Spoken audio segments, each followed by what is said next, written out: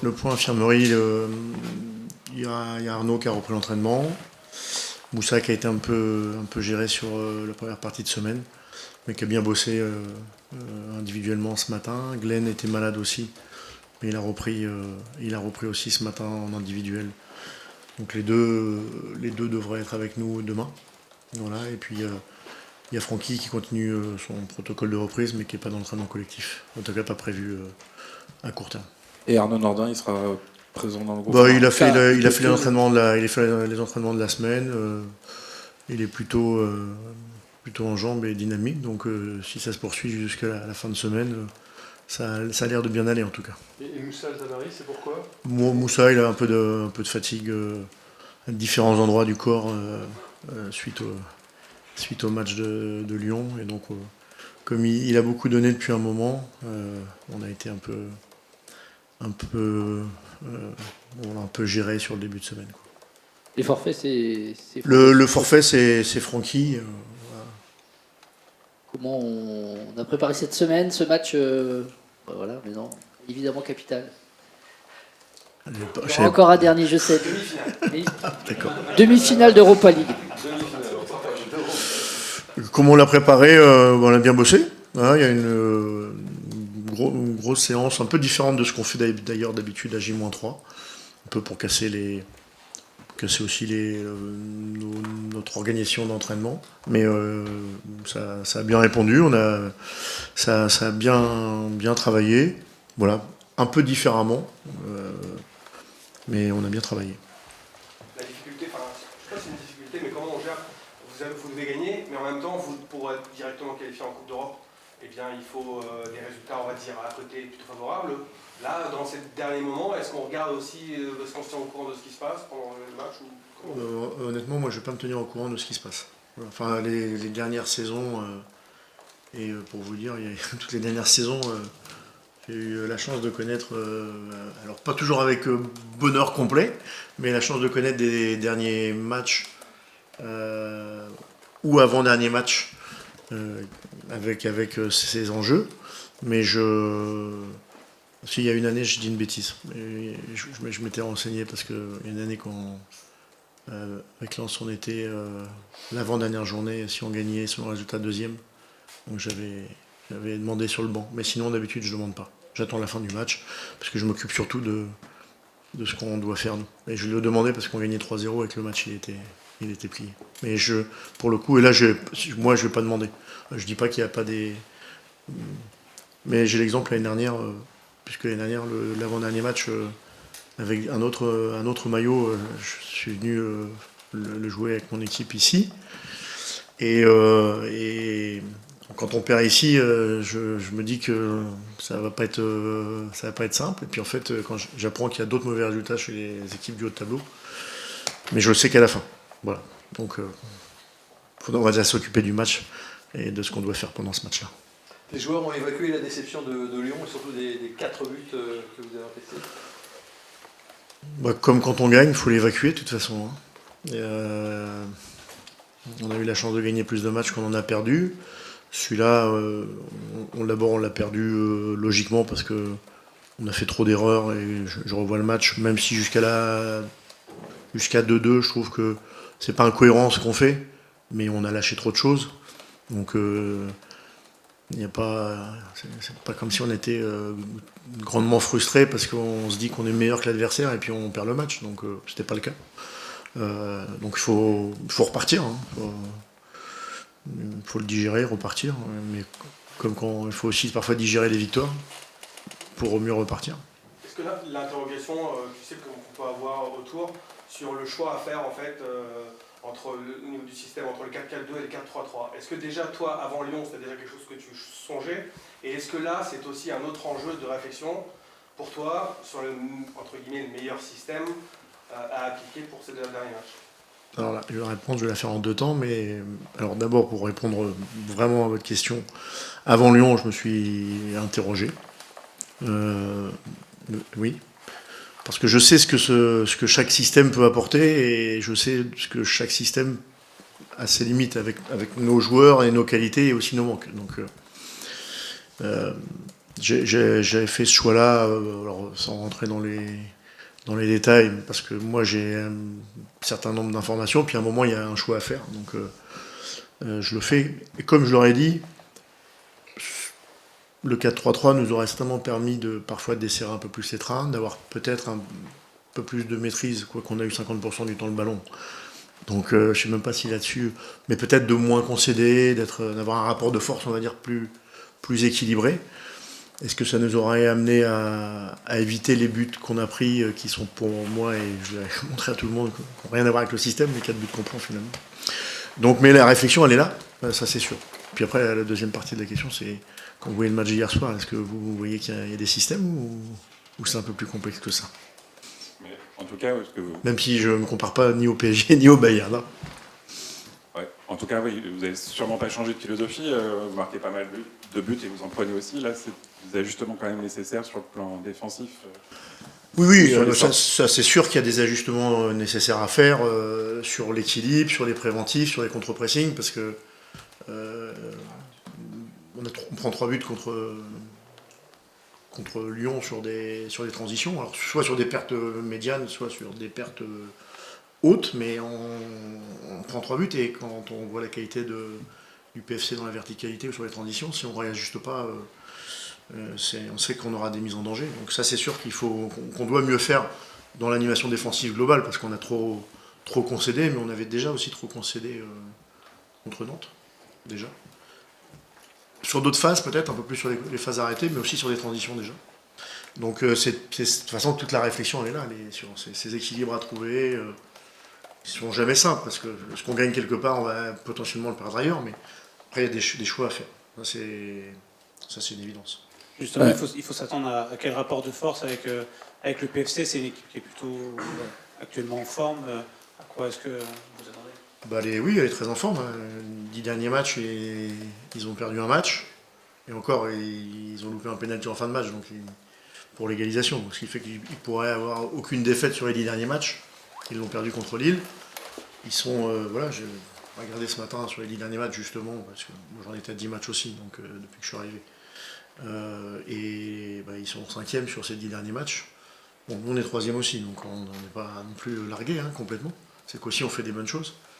Mais c'est une équipe qui est beaucoup plus solide, beaucoup plus efficace défensivement, beaucoup plus verticale aussi, et qui a aussi des joueurs de qualité partout, et aussi des joueurs de qualité dans les transitions. Donc on voit bien leurs résultats et ce qu'ils font depuis un moment. Je sais très bien qu'on a eu, moi j'ai connu que des matchs compliqués à domicile, mais que vraisemblablement ça en sera un de plus. On va dire la zone peut-être entre Abdelhamid et Alidou a été pas mal attaquée par Lyon. Ils ont peut-être aussi pas été énormément protégés, on va dire, sur le... Il n'y a pas que cette zone-là. Il n'y a pas que cette zone-là, non, évidemment, mais en tout cas, les deux joueurs apparaissent peut-être un petit peu plus en difficulté sur les dernières semaines. Est-ce que ça t'amène à revoir éventuellement les hiérarchies? Et j'ai une autre question qui en découle un peu. Est-ce qu'Abdelhamid peut être un arrière droit dans un 4-4-2 ou Moi, je l'avais fait rentrer contre Nice sur une fin de match. Oui, il peut. Oui, il peut. Après, je pense que d'une manière générale, défensivement, on a été...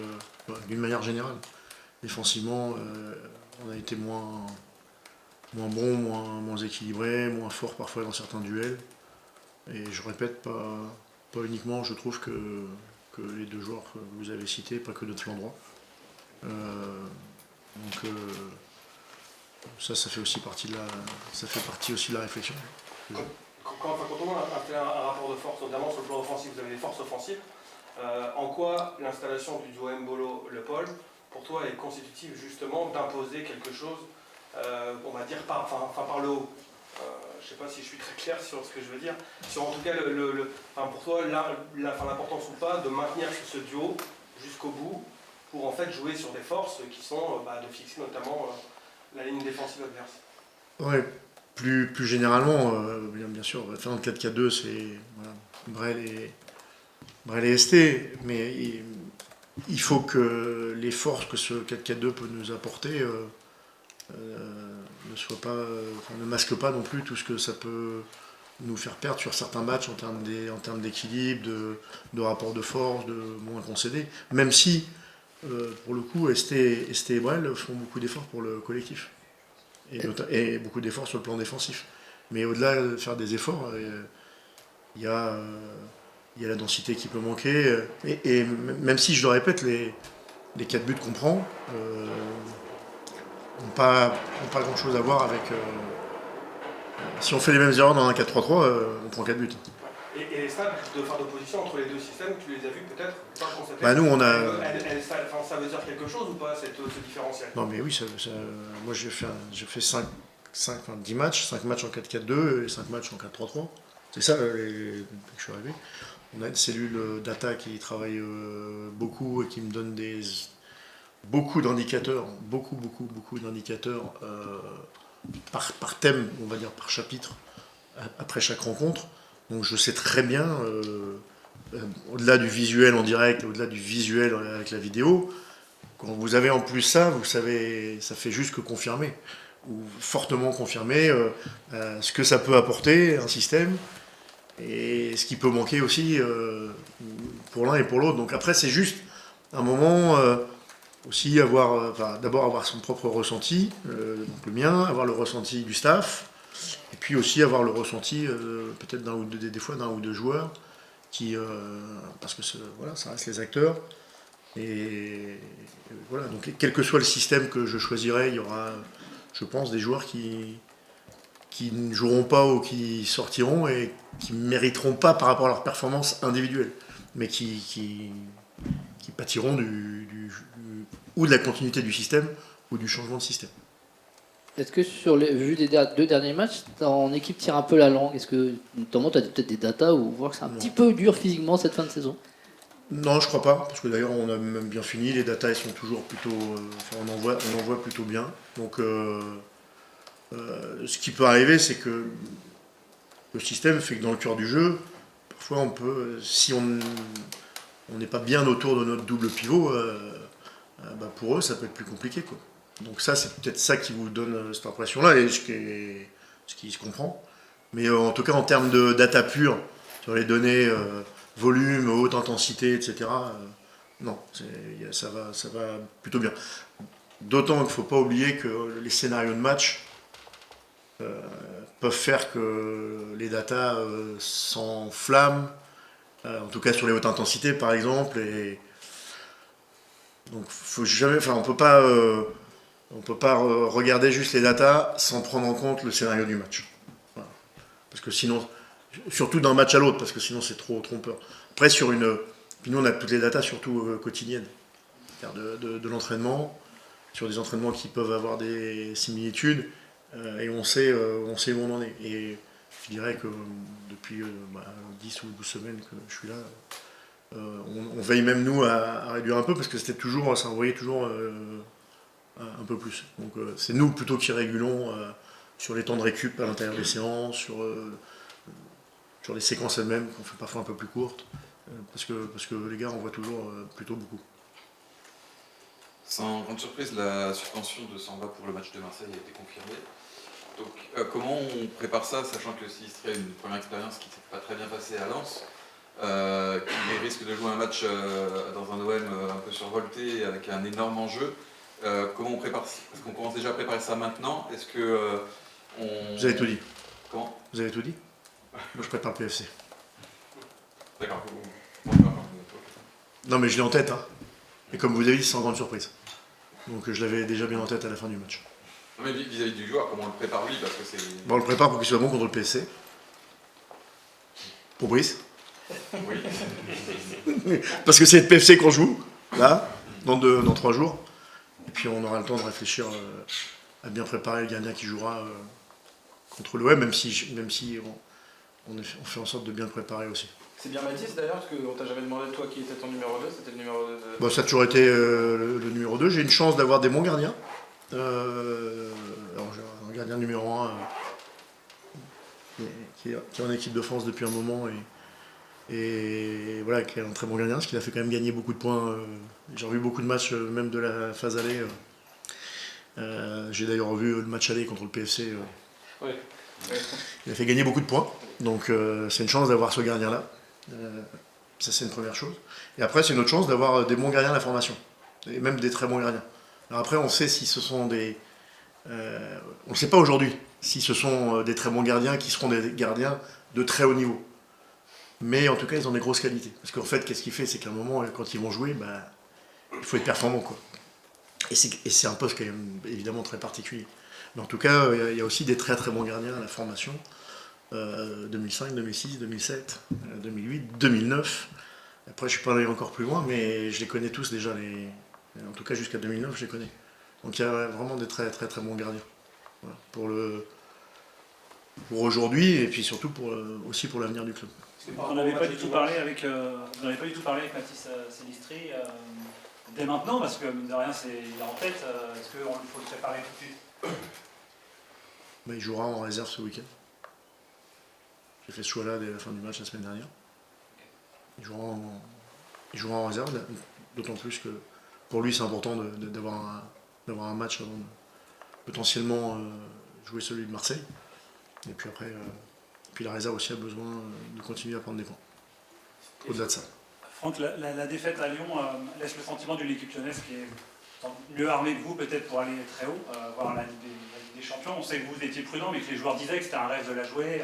Est-ce qu'il y a eu malgré tout une petite déception à gérer en début de semaine? Moi, la déception, je l'ai eu sur le moment, quoi. Parce que j'ai eu la déception il aurait fallu, comme eux ils ont fait, enfin c'est pas moi qui l'ai dit, hein, c'est Paolo, hein. Il a dit qu'ils avaient fait leur meilleur match de la saison. Mais il aurait fallu que nous on fasse notre meilleur match de la saison peut-être. Et eux ils l'ont fait, mais nous on l'a pas fait. Si on l'avait fait, je sais pas ce que ça aurait donné, mais on n'aurait peut-être pas perdu 4-2, quoi. Et nous on l'a pas fait. Voilà. Et notamment on l'a pas fait parce qu'on a fait trop d'erreurs. Trop d'erreurs vraiment très, très évidentes, quoi. Voilà. Et eux, après Lyon, c'est quand même une belle équipe. Hein. Ils sont à leur place. De toute façon, c'est une palissade, mais à la fin de la saison, chacun sera à sa place. Après 34 journées, il n'y a pas de chance, de l'arbitre ceci, il faisait mauvais, il y avait le vent de face, enfin, ok. 34e journée, quand ça siffle et que c'est terminé, si vous êtes 7e, c'est que vous avez mérité d'être 7e. Puis si vous êtes 4e, c'est que vous méritez d'être 4e. Il n'y a pas de... On peut le tourner dans tous les sens. Hein. On aurait dû prendre là, il n'aurait pas dû être suspendu là. Ça, c'est du pipeau, ça. Au-delà de l'équipe, est-ce que tu peux nous dire un mot sur Moussa? Bon, au-delà de son but aussi exceptionnel l'autre jour, mais comment tu qualifies ce joueur-là on a l'impression qu'il a deux faces parfois, qui peut être exceptionnel et parfois avec beaucoup de... Déroutant. Ouais. Si vous voulez un mot, celui qui me vient à l'esprit, c'est déroutant. Et ça a une qualité d'être déroutant, hein, quand on est notamment un joueur offensif. Voilà. Depuis que tu l'avais vu jouer à Montpellier, tu vois une grosse différence. Il allait un peu tout droit tout le temps. Non, mais alors c'est un joueur qui est quand même capable de faire plein de choses dans le déséquilibre, dans la profondeur, sur certains gestes que il faut aussi, je dis toujours, faut quand même regarder, faut d'abord regarder ce que les gens apportent. Après, demander à un éléphant de monter un arbre, il va peut-être avoir du mal, quoi. Non, mais chacun a ses points forts. Et Moussa, il en a des points forts quand même. Voilà. Alors après, oui, il peut encore améliorer des choses. Ça, c'est sûr. Mais on est tous capables d'améliorer des choses, mais pas toujours facile de le faire. Mais moi, je suis là pour regarder les points forts des joueurs. Voilà. Et pour essayer de les mettre le plus en valeur. Même si de temps en temps, j'aimerais bien qu'il y ait un petit truc qui soit encore un peu mieux. Évidemment. C'est mon travail. Et puis des fois, j'y arrive, des fois, j'y arrive pas. Bon. Mais parce qu'il faut qu'on ait tous les mêmes lectures. Mais en tout cas, Moussa, des points forts. Moi, depuis 10 matchs que je l'ai comme entraîneur, il fait quand même mal à l'adversaire. Hein.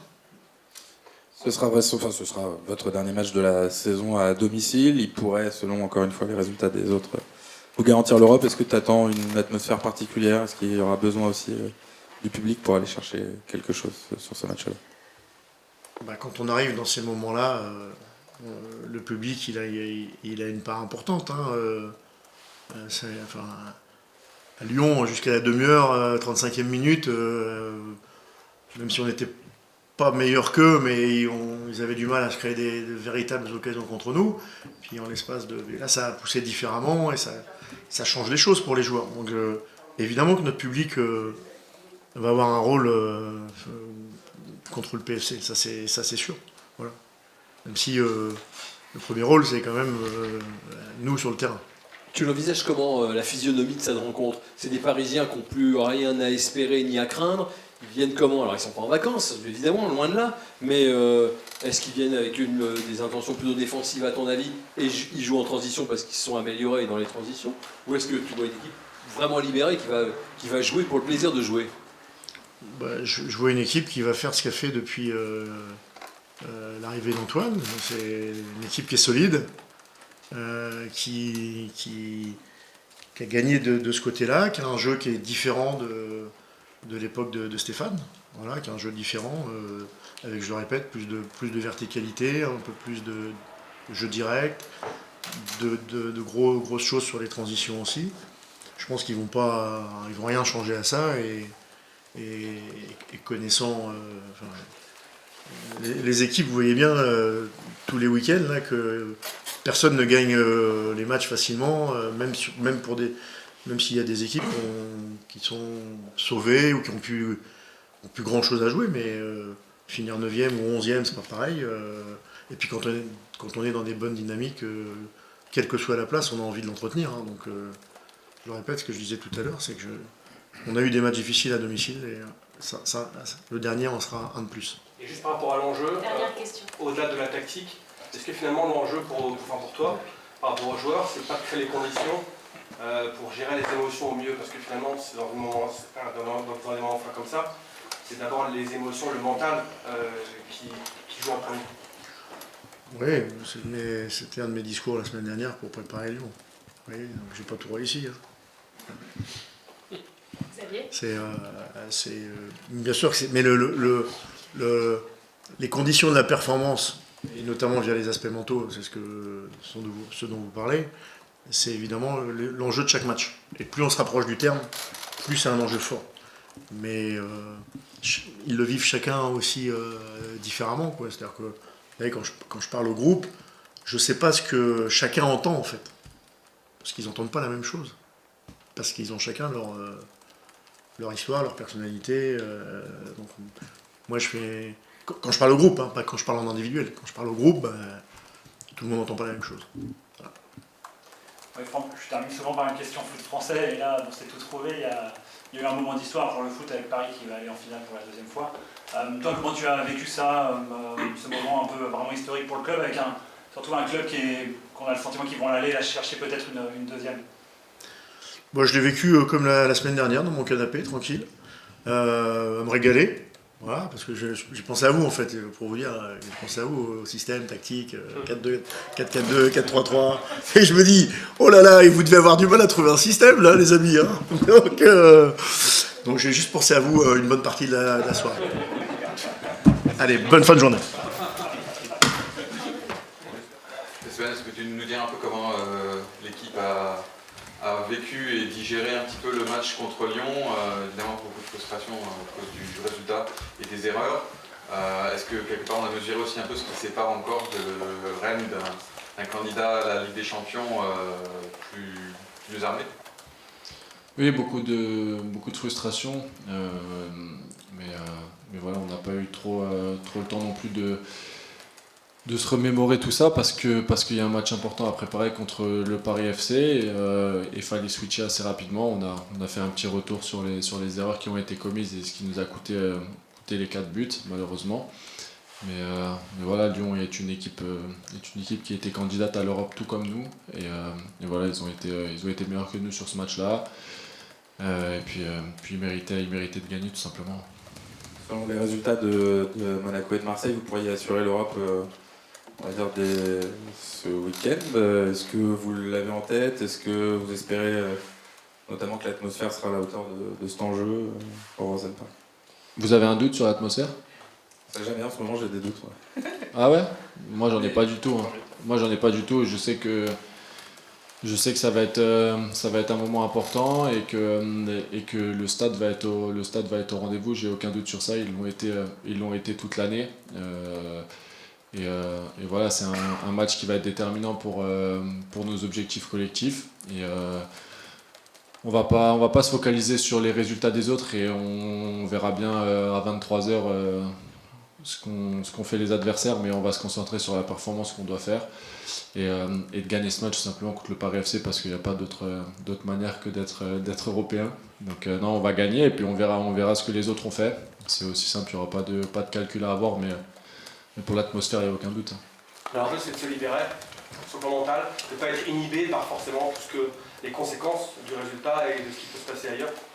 Oui, mais étant donné que tout le monde joue en même temps, ça change aussi pas mal de choses et on va pas connaître les résultats en direct, donc on va être très libéré, on va avoir le soutien de tout un stade derrière nous. On sait que ça les tient à cœur de retrouver l'Europe et de pouvoir mettre l'ambiance lors des soirées européennes. Donc non, il y a un groupe qui est prêt à affronter le Paris FC et qui est prêt à tout donner pour les objectifs. Et est-ce qu'une des forces de ce groupe, c'est pas d'être résilient justement? Même quand il y a des choses qui se passent pas bien ou que vous encaissez le premier but, on voit jamais que ça lâche et on sent que vous accrochez toujours. C'est des forces à ton avis? Oui, on a un groupe qui est très soudé. Il y a un groupe avec une fantastique cohésion et pour moi c'est ce qui est le plus important dans notre groupe cette année. C'est la force majeure. Mais ce qui est sûr, c'est qu'il n'y a personne qui a envie d'abandonner, même quand on prend un but. Et je pense que l'exemple de Nantes a été très bon parce que même si ça a été un match très dur, on a concédé pas mal de choses. On arrive à aller arracher ce résultat dans les dernières minutes et ça prouve qu'on est capable d'aller chercher des résultats même à la fin d'un match, même à bout de souffle et de trouver encore la force de résister. Donc c'est parfait et je pense que l'état d'esprit de ce groupe et la cohésion et tout ce qui englobe la solidarité de ce groupe est notre point fort cette année. De l'extérieur, tu vas sûrement finir meilleur buteur. Il y a quand même des bonnes chances aujourd'hui que tu finisses par meilleur buteur.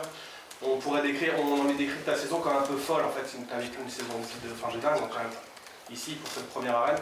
Toi, comment tu la décrirais cette saison si tu prends un peu de recul, un peu de hauteur? Il me semble que la dernière fois que je suis venu en conférence de presse, vous aviez douté un peu. Non, mais c'est le jeu. Non, c'est le jeu, mais la saison, elle est un peu à notre image où il y a eu de très bonnes choses, des choses un peu moins bien et de nouveau de très belles choses. Et je trouve qu'elle est un peu à l'image de ce qu'on a fait. Et voilà, la saison, elle est dingue, mais je pense qu'on a eu des périodes où le collectif a brillé, où moi par exemple ça allait pas, et des périodes où le collectif a brillé, où moi ça allait aussi, et ça prouve que ce groupe il a des forces de partout et qu'il est capable de se reposer sur plein d'autres qualités. Et pour ma part la saison elle est incroyable. C'était une saison où il fallait que je confirme avec un nouveau club et des objectifs un peu plus élevé, donc moi je suis très content et j'étais persuadé que j'en étais capable, donc ça me surprend pas, mais en tout cas c'est une saison réussie en tout cas. Tu l'avais imaginé ça vraiment être là, enfin au moins avec 19 buts, avec donc 3 buts d'avance pour finir meilleur buteur, je parle à titre perso. Tu l'avais vraiment imaginé que c'était possible ça quand tu es arrivé ici? De mettre entre 15 et 20 buts? Et de finir meilleur buteur de Ligue 1? De finir meilleur buteur de Ligue 1, je sais pas, mais de mettre entre 15 et 20 buts, j'étais sûr que j'en étais capable. Et est-ce que tu sais depuis quand il n'y a pas eu un meilleur buteur hors PSG en Ligue 1? Oui, 2014.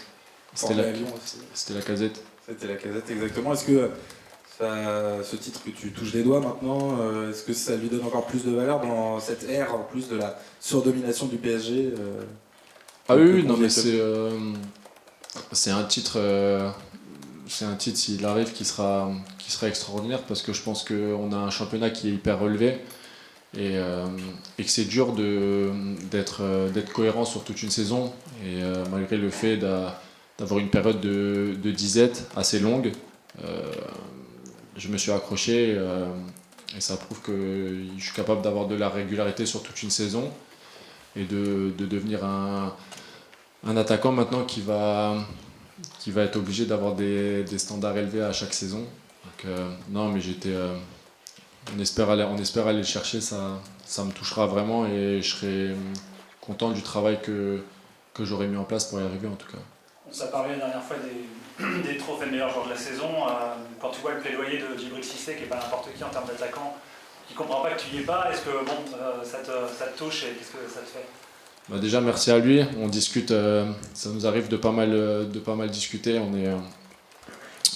on s'écrit de temps en temps et on a une relation assez proche, mais écoutez, c'est des votes qui sont mis en place, que j'y sois ou que j'y sois pas, ça entachera pas ma fin de saison et au contraire ça peut me donner que de la force, donc non, aucune désillusion par rapport à tout ça, c'est des choses qui me touchent vraiment pas et je préfère être concentré sur ce qu'il nous reste à faire sur les 2 dernières journées pour le coup. Alors tu parlais récemment sur Téléfoot de l'équipe de France comme un Graal, il y a la Coupe du Monde qui arrive, on le sait, est-ce que ça te paraît inaccessible parce que tu n'as pas encore été appelé ou tu te dis qu'il peut y avoir toujours des surprises de dernière minute comme c'est déjà arrivé par le passé? Je confirme ce que j'ai dit et que c'est toujours le Graal d'aller en équipe de France. Maintenant il y a des choix qui seront faits. Moi je suis pas concentré sur ça très honnêtement. J'ai envie de bien finir ma saison. Si je dois être appelé, tant mieux. Et sinon, ça sera comme je l'ai toujours fait. On continuera à travailler tous les jours pour essayer d'y arriver. Ça reste un rêve et le rêve ultime. Mais c'est pas une fin en soi de pas être appelé, etc. Il y aura pas de désillusion. En tout cas, si c'est le cas, je continuerai à travailler et puis on verra. Il reste 2 matchs, donc tu peux encore marquer des buts, mais si tu te retournes un peu dans le rétro, c'est lequel, celui que tu préfères depuis le début de la saison, celui que tu aimes le mieux, pas forcément le plus beau, mais celui que tu aimes le mieux, parce que tu es allé le chercher? Le 3e contre Strasbourg, je pense. Toujours le même. Ouais, toujours le même. Ta saison, forcément, fait aussi parler de toi ailleurs. On sait que l'année dernière, tu avais prolongé à Angers, finalement, tu as signé à Rennes. On se pose forcément la question ici, après une saison comme la tienne, est-ce que ton avenir sera rennais l'année prochaine?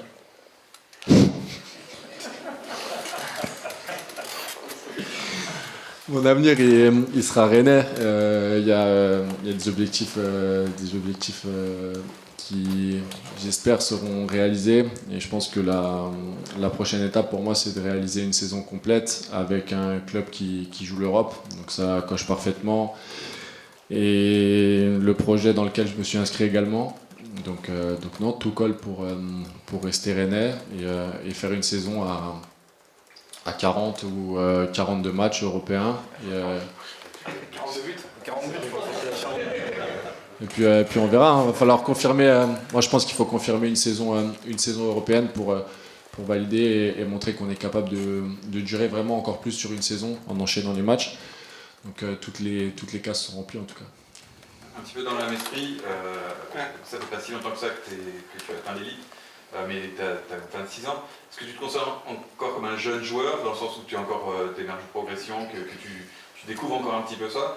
Et est-ce que pour toi c'est un enjeu d'essayer de garder justement cette fraîcheur, ce côté un petit peu le recul que tu as par rapport à ce milieu, parce que tu n'as pas été lessivé comme des jeunes depuis 19 ans quoi.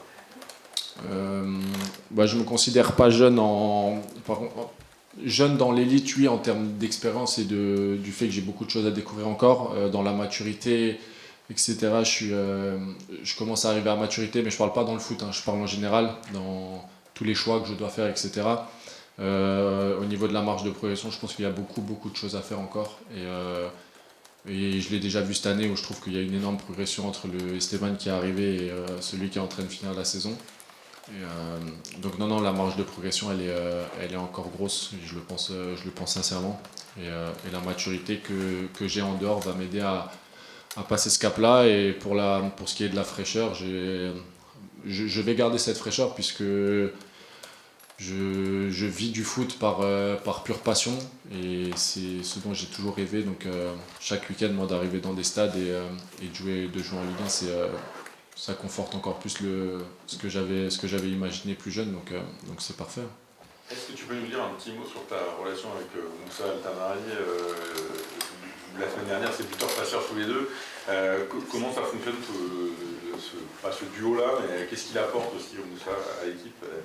Moussa est un joueur avec beaucoup de qualité qui nous apporte beaucoup de choses avec ses prises de profondeur, avec un peu cette folie qu'il a. Et c'est un joueur qui donne beaucoup pour l'équipe avec et sans ballon, qui est capable de répéter beaucoup de courses offensivement, défensivement. Moi, c'est un joueur avec qui c'est passé tout de suite parce que on a compris qu'on pouvait s'apporter mutuellement et d'avoir un ailier qui a beaucoup de percussions et qui apporte beaucoup de danger dans la surface ne peut être que bénéfique pour moi. Et pour l'équipe, il l'est puisqu'il est décisif et il me semble qu'il réalise la meilleure saison de sa carrière en termes de stats. Donc non, c'est un joueur qui en plus va jouer la Coupe du Monde. Donc je pense qu'il avait à cœur de faire une belle saison pour arriver en grande forme à la Coupe du Monde. Donc je suis très content de l'avoir dans notre équipe et on est très content de l'avoir. Donc Moussa fait partie des joueurs importants dans ce cas-là. Est-ce que tu as vu que tu as été le meilleur buteur européen en Europe pour les Français? Est-ce que ça c'est un truc que tu as vu tout de suite? Est-ce que ça compte aussi, mine de rien, dans le paysage? Oui, c'est des choses que je vois parce que comme tout le monde, on est branché sur les réseaux sociaux, donc c'est des choses que tout le monde voit. Est-ce que ça compte dans la balance? Je sais pas. Hein, c'est des stats qui font plaisir dans le sens où on est assimilé à des joueurs de très très haut calibre. Donc non, c'est des choses qui sont flatteuses. Comme je le dis, c'est pas des fins en soi. Il y a beaucoup de choses à aller chercher encore, des bien plus belles choses encore. Est-ce que tu bouffes du foot en dehors du Stade Rennais? Est-ce que tu regardes des matchs, plein de matchs? Est-ce que tu as regardé les matchs du PFC? Et à quoi tu t'attends pour dimanche? Alors, est-ce que je bouffe du foot? Oui, à gogo, tous les championnats. Donc, je passe mon temps à regarder du foot, très honnêtement. Je sais que le PFC, sur les 10 derniers matchs, est une équipe quasiment ce qui se fait de mieux là, sur les 2-3 derniers mois depuis l'arrivée du coach Camboiré. Une équipe qui va jouer, qui va nous poser beaucoup de problèmes, je pense, parce qu'elle a d'énormes qualités. Il y a des joueurs qui sortent comme ça et qui sont en train d'exploser, qui retrouvent un peu une seconde vie là, dans cette fin de championnat. Donc on s'attend en tout cas à un match qui va être très très dur.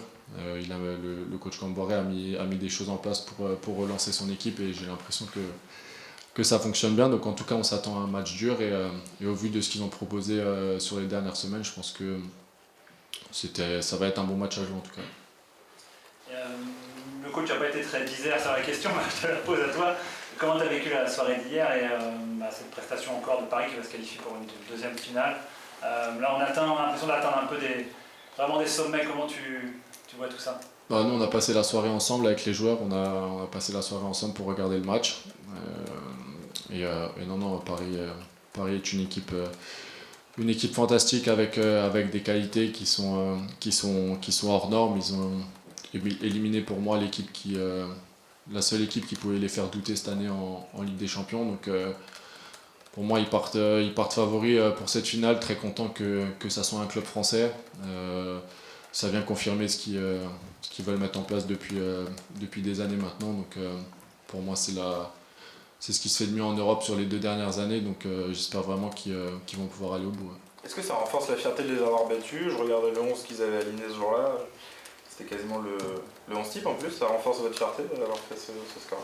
Non, vraiment, non, ça renforce pas la fierté, mais on sait que quand tu joues le champion d'Europe en titre, c'est jamais évident, mais c'est... de les avoir battus, en tout cas, ça prouve qu'on était capable aussi de faire des résultats face à des grosses équipes et on l'a fait au cours de la saison puisqu'on a battu Lyon, on a battu Marseille, on a battu Lille et on a réussi à battre le PSG, donc on était capable aussi de rivaliser avec ces grosses écuries du championnat, mais voilà, je crois que c'est encore un autre visage qui montre en Ligue des Champions. La chose par rapport à la gestion du quotidien, enfin pour toi, on parle beaucoup de toi forcément maintenant, c'est facile à gérer pour toi, et est-ce que tu as des échappatoires hors foot qui te permettent aussi un peu de souffler et de relativiser? Ça fait partie du jeu, j'ai envie de dire. Je suis pas du tout dérangé par ça. Donc non, c'est quelque chose qui me dérange pas. Il y a un peu plus de sollicitation, mais c'est pas non plus invivable, hein, on va pas se mentir. Et non, en dehors du foot, je fais pas mal de golf là ces derniers temps. Donc ça me permet permet de me libérer, d'être un peu seul, sans bruit, sans rien, et personne qui parle de foot malgré le fait que je tombe sur quelques connaisseurs.